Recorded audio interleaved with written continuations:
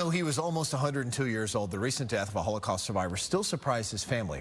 They thought he was invincible. Nat Ross spent his final years living in Tampa and spreading the story of what he endured at the Auschwitz concentration camp. As Fox 13's Evan Axelbank reports, how his strength defined him and how his message will endure.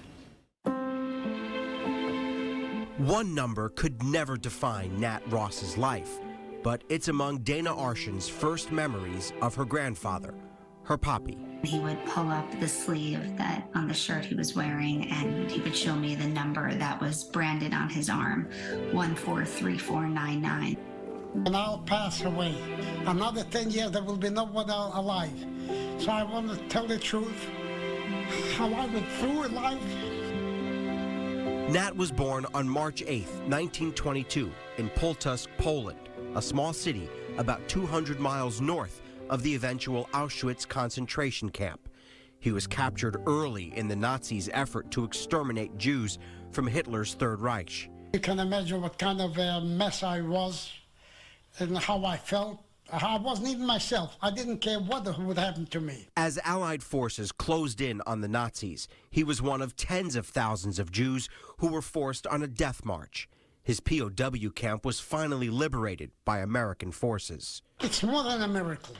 It's more than a miracle how I survived. He would eventually move to America, marry Celia, his wife of 69 years, raise 2 children in New York, and one day be blessed with grandchildren and great-grandchildren. Happy birthday to you. Granddaughter Dana Arshin has spent her career chronicling her grandfather's life, first as a news reporter, then as a Holocaust documentarian. Even though he was just a few months shy of his 102nd birthday, we still thought he would live forever.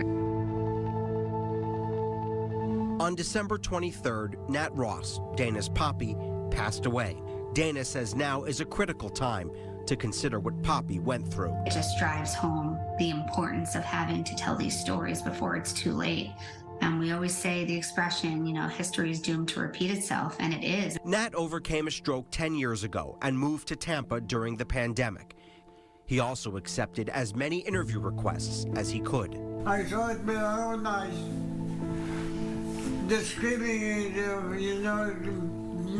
were taken to the gas camp, and I knew they're going to be gas. Now it's up to others to make sure never again is a reality.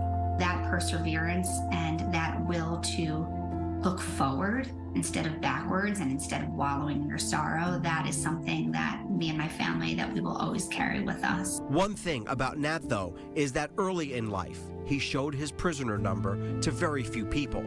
Later in life, though, that changed. To him, it was always just proof that he survived, and he always wanted to focus on the fact that life could be good. The number is the least of what Nat Ross will be remembered for. Evan Axelbank, Fox 13 News.